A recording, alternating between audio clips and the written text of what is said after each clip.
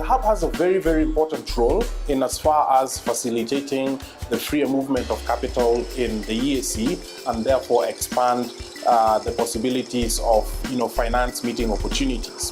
For instance, the hub is facilitating work to do with removal of obstacles to direct investment, which is one of the operations covered by the protocol. Different countries have laws and regulations that restrict certain percentages of ownership of companies to nationals. Certain countries have restrictions whereby one has to mandatorily deposit hundreds of thousands of dollars with the central bank as some form of lien for the transactions. So the role of the hub is to work very closely with the private sector to strengthen their ability to get into public-private dialogue so that these measures are removed.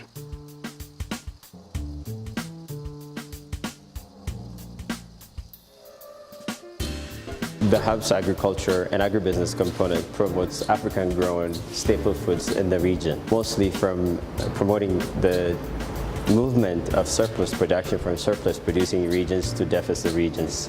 Our work in general has three different components. The first part deals with the promotion of structured trading system and formal trading mechanisms and trading systems to enable greater movement of cross-border staple foods. Second part deals with looking at policy issues that affect the greater movement of surplus production to deficit regions. Third, we look at technology and investment that promote and facilitates the movement of surplus staple foods again from surplus regions to deficit regions. Our work in general is informed by the Global Food Security Strategy, which looks at greater productivity, resiliency, and sustainability.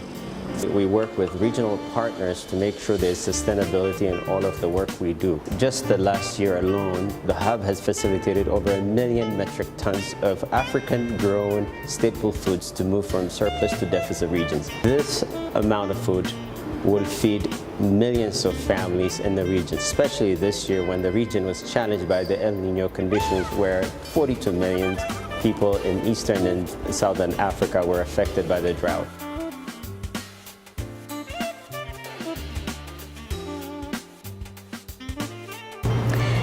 The investment team's mandate is to attract $100 million in new private investment over a 5-year period across the entire region that we work in.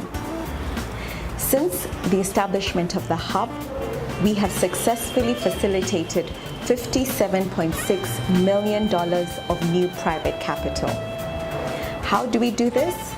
Our focus is to work on the constraints that prevent private capital from reaching the specific companies that it needs to be deployed in. Our innovative methodology uses what we call transaction advisory services that work directly with the investor to help the investor deploy the capital that he has. On the other hand, we also work with a specific SME to help the company access the capital that it requires. The innovative part of our approach is that we're aligned to specifically what the company requires. We have 3 main pillars that are customized to fit the size of the SME, the sector that the SME is focused on, and the level of capital that the SME or the medium-sized company is aiming at raising.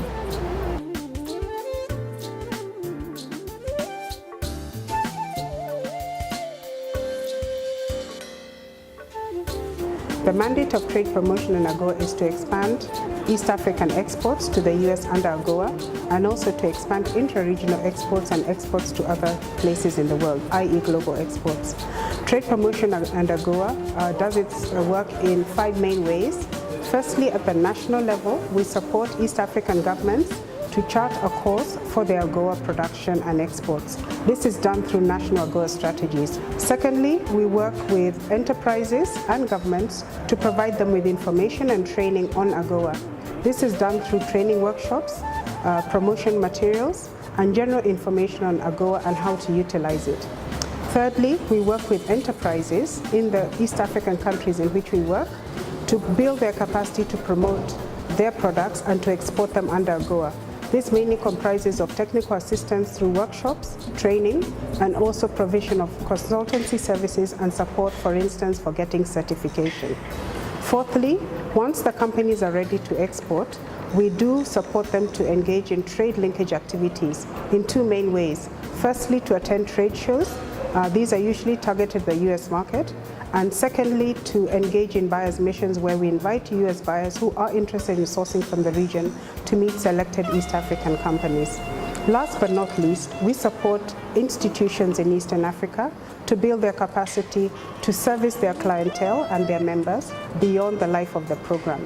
This is mainly done through grants, and we have provided about 6 grants to regional and national institutions who are able to support their enterprises, provide technical assistance, and generally lift up the capacity of the exporters in the region to sell to the United States under AGOA. Within the 3 years the project has been in operation, we have facilitated exports from the 7 countries we're working in to the United States under AGOA of a total of $2.4 billion US. This is 100% of the target for the period. We've also supported enterprises we've worked with to export a cumulative amount of $284 million US in the 3 years of operation. Thirdly, we have supported the creation of just under 39,000 jobs and the development of buyer-seller linkages amounting to about 2,072. Finally, we have also supported our companies to engage in 65 buyer-seller missions in the period up to September 2017.